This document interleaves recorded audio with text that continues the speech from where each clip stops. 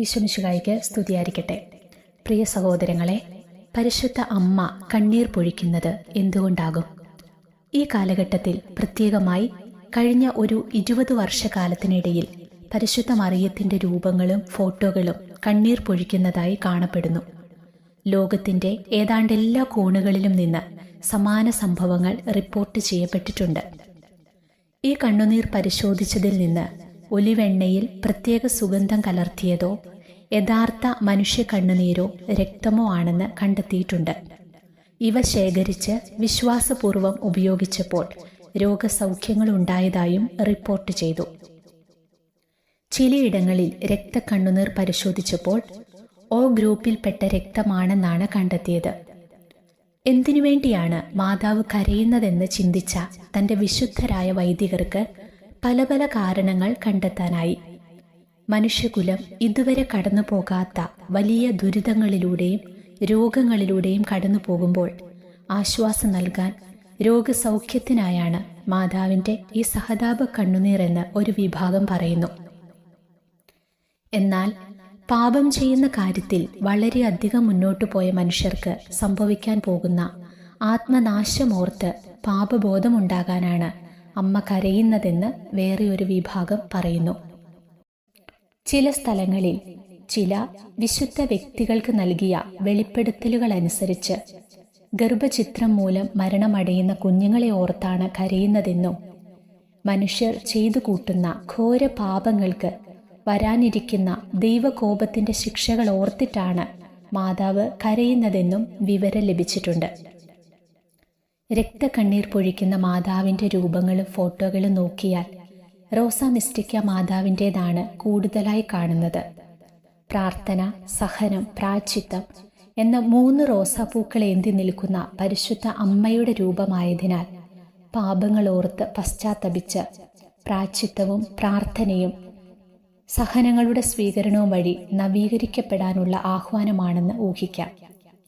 ഇത്തരം കാര്യങ്ങളിലൊന്നും താൽപ്പര്യപ്പെടാതെ ഭൗതികമായ ജീവിത വ്യഗ്രതകളിൽ മുഴുകി ജീവിച്ച് തൻ്റെ മക്കൾ ആത്മാവ് നഷ്ടപ്പെടുത്തുന്നതിനെ ഓർത്ത് അമ്മ അത്യന്തം ദുഃഖിക്കുന്നു. ഈ ഭൂമിയിലെ ജീവിതം മാത്രം ലക്ഷ്യം വെച്ച് ജീവിക്കുന്നവർ അതിനായി എന്തു പാപം ചെയ്യാനും മടിക്കുന്നില്ല. ഇങ്ങനെ നശിക്കുന്ന മക്കളെ ഓർത്ത് അമ്മയ്ക്ക് എങ്ങനെ കരയാതിരിക്കാനാകും? മക്കളുടെ നന്മ ആഗ്രഹിക്കുന്ന ഏതൊരു നല്ല അമ്മയെയും പോലെ പരിശുദ്ധ അമ്മയും കരയുകയാണ്. മക്കളെ, തിരിച്ചു വരൂ. നമുക്കോരോരുത്തർക്കും നമ്മുടെ ജീവിതം ക്രമീകരിക്കാം. നമ്മുടെ അമ്മയുടെ കണ്ണുനീർ തുടയ്ക്കാം. അമ്മേ മാതാവേ, എന്നു ഞാൻ ഈ മണ്ണിൽ എത്ര വിളിച്ചെന്നറിയാൻ, ഹൃദയമിടിപ്പുകൾ എണ്ണിയാൽ മതിയമ്മേ, അത്രമേൽ സ്നേഹിച്ചു നിന്നെ ഞാൻ, അത്രമേൽ സ്നേഹിച്ചു നിന്നെ. അമ്മേ മാതാവേ, എന്നു ഞാൻ ഈ മണ്ണിൽ എത്ര വിളിച്ചെന്നറിയാൻ, ഹൃദയമിടിപ്പുകൾ എണ്ണിയാൽ മതിയമ്മേ, അത്രമേൽ സ്നേഹിച്ചു നിന്നെ ഞാൻ, അത്രമേൽ സ്നേഹിച്ചു നിന്നെ. കരയുന്ന താരുമേ കാണാതിരിക്കുവാൻ കൈത്തലം കൊണ്ടു മറയ്ക്കവേ, കരയുന്ന താരുമേ കാണാതിരിക്കുവാൻ കൈത്തലം കൊണ്ടു മറയ്ക്കവേ, കുരിശിൻ്റെ പൂഞ്ചിറ കേറി വന്നമ്മ സ്നേഹത്തൂവാല നീട്ടി, വേച്ചു വീഴാതെ താങ്ങേകുന്ന കൃപയുടെ വേലി കെട്ടാണു സ്ലീവായെന്ന് നെറുകയിൽ പൊന്നുമ്മ തന്നുകൊണ്ടമ്മ സ്വ സ്വർഗീയ ജ്ഞാനമേകി.